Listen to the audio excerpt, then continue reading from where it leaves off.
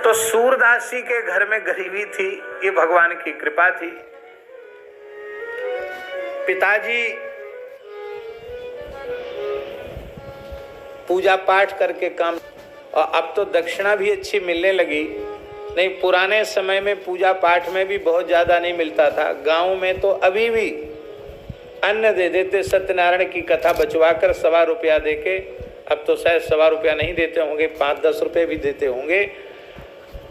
पहले जब हम बचपन में घर में थे तो उस समय तो ₹1.25 ही मिलता था सत्यनारायण कथा बांचने में।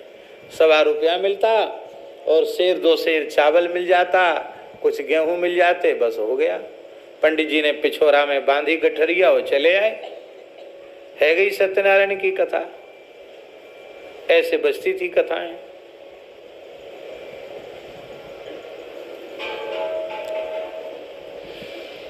तो पिताजी के पास प्रायः गरीबी रहती थी। एक धनवान यजमान मिल गया और उसने कथा बचवाई सत्यनारायण भगवान की।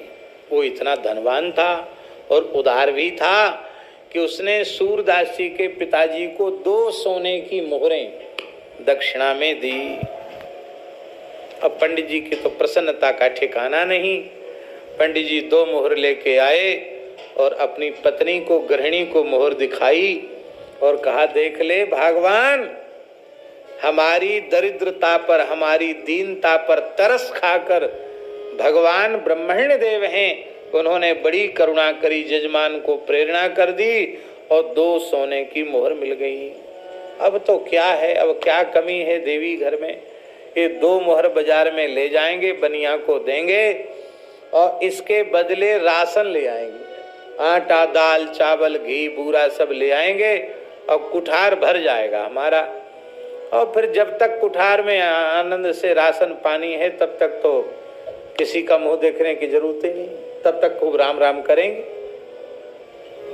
फिर कोई भगवान जजमान भेजेंगे। तो 4-6 महीने तो 2 मोहर में बीती जाएंगे। प्रसन्न हो गए ब्राह्मण देवता, और ब्राह्मण देवता ने कपड़े में लपेट कर वो 2 मोहरें, भैया जी अभी भी ब्रज के गांव में कच्चे मकान हैं। अब तो धीरे धीरे सब कच्चे खत्म हो रहे। गोबर मिट्टी की लिपाई और ऊपर से फूस के छप्पर, ऐसी गामन में बनते थे। तो सूरदास जी जिस घर में पैदा हुए थे वो भी मिट्टी का कच्चा मकान था, ऊपर से फूस का छप्पर था। तो ताख में कपड़े में लपेट करके वो 2 फटे पुराने कपड़े में लपेट करके वे 2 मोहरें पंडित जी ने रख दी। और महाराज जी दूसरे दिन उनको बनिया की दुकान पर ले जाना था सामान लेने के लिए। तो जब वहां देखी तो न कपड़ा मिला न मोहर मिली। अब तो हाहाकार मच गया, घर में रोना गाना शुरू हो गया। पिता पंडित जी भी रो रहे थे, माँ भी रो रही थी कि देखो जीवन में पहली बार देखवे कुआई की मोहर होए कैसी, और हम कैसे अभागे हैं। वो सोने की मोहर भी हमारे पास नहीं रही, चली गई। हाय हाय कहाँ गई?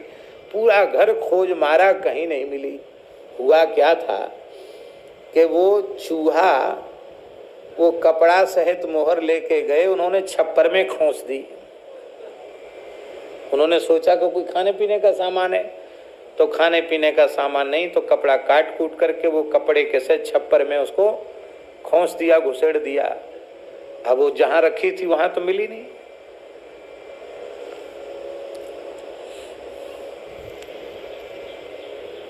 सूरदास जी अभी 6 वर्ष के ही थे और सबको रोते गाते देखकर बालक सूरदास जी ने कहा,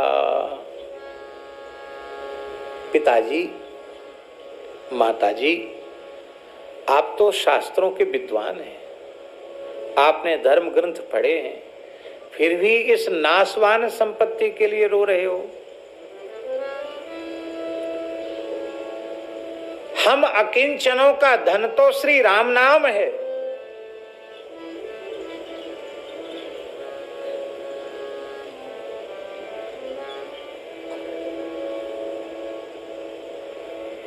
साचो धन कृष्ण नाम है भैया, सच्चा धन तो राम नाम, हरि नाम, कृष्ण नाम है।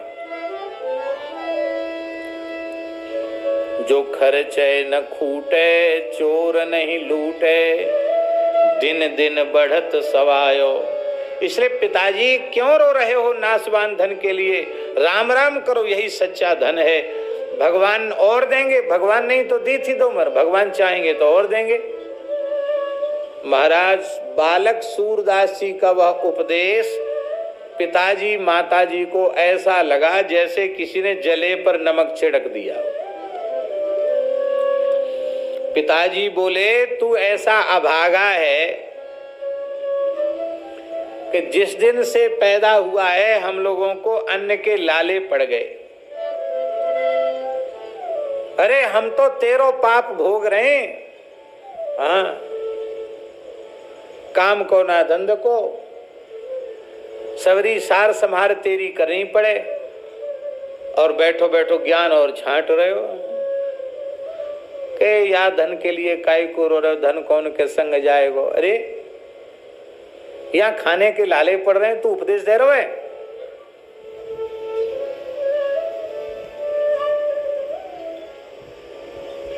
भगवान ने कृपा करके 2 मोहर दी थी, वो भी नहीं रही, वो भी चली गई, और तू उपदेश दे रहा है। वो भी अपने बाप को उपदेश दे रहा है।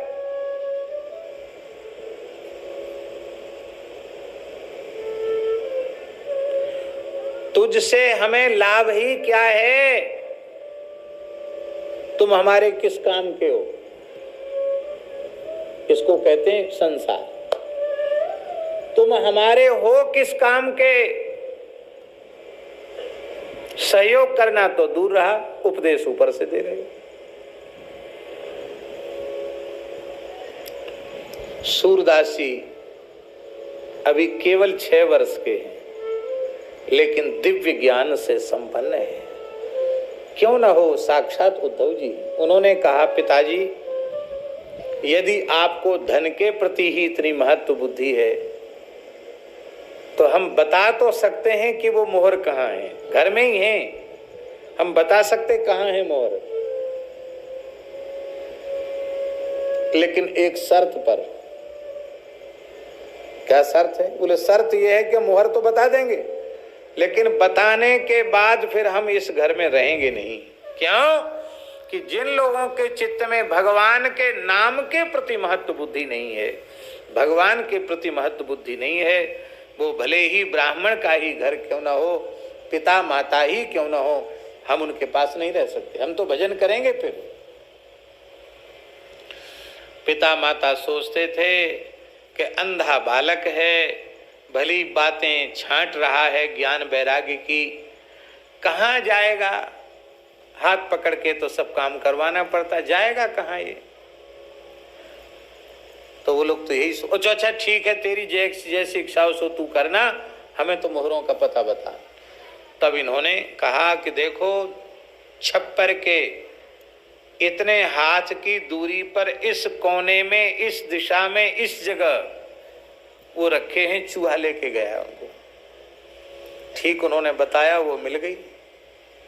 जैसे ही मोहर मिल गई तो प्रसन्नता हो गई, और पिताजी प्रसन्न हो गए। और बोले, बालक तो हमारा अंधा जरूर है पर बड़ा सिद्ध है, चमत्कारी है। आंख वाले रो रहे थे, बिना आंख वाले ने बता दिया। तो आप कुछ बोले नहीं। आप जैसे ही पिता के हाथ मोहर लगी, आप तत्काल जैसे थे वैसे घर छोड़ के बाहर निकल गए। पिता माता ने बहुत समझाया, लेकिन सूरदास जी की समझ में नहीं आया। बोले, बस भगवान ने बड़ी कृपा की, संसार का स्वरूप हमें समझा दिया। बोले, तुम अंधे हो, किसके सहारे रहोगे? तो सूरदास जी ने कहा, जिन भगवान ने हमें नेत्रहीन बनाया, उन्हीं भगवान के नेत्रों के सहारे, उन्हीं की नजर में हम रहेंगे, उनके सहारे हम रहेंगे। पिता माता बोले कि हम तो तुमको नहीं जाने देंगे, इस अवस्था में तुमको हम नहीं जाने दे सकते। सूरदास जी ने कहा, देखो ज्यादा हट करोगे तो वो जो 2 मोहर मिली है ना, वो फिर अंतर्धान हो जाएगी, गायब हो जाएगी।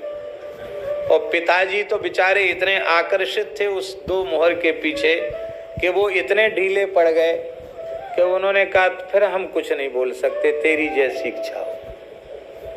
बस अनुमति मिल गई और सूरदासी पहली बार घर छोड़कर 6 वर्ष की आयु में 4 कोस पैदल चल करके गए और एक पीपल के वृक्ष के नीचे जाकर बैठ गए। संध्या का समय हो गया। पीपल के नीचे क्यों बैठे? क्योंकि पीपल साक्षात वासुदेव श्री कृष्ण का स्वरूप है। अश्वत्थ सर्व वृक्षाणाम, वृक्षों में अश्वत्थ पीपल भगवान का स्वरूप है। और आज तो शनिवार है, आज सूर्योदय से सूर्यास्त तक लक्ष्मी नारायण पीपल के नीचे विश्राम करते हैं। इसलिए शनिवार के दिन पीपल को साष्टांग प्रणाम करके जो पीपल की 4 परिक्रमा करता है, पीपल का आलिंगन करता है, वो 7 जन्म तक भी दरिद्र नहीं होता। उसके ऊपर लक्ष्मी और नारायण दोनों की कृपा बनी रहती है। इसलिए महाराज पीपल की परिक्रमा आज जरूर करनी चाहिए, पीपल का स्पर्श करना चाहिए। बड़ा पवित्र है पीपल।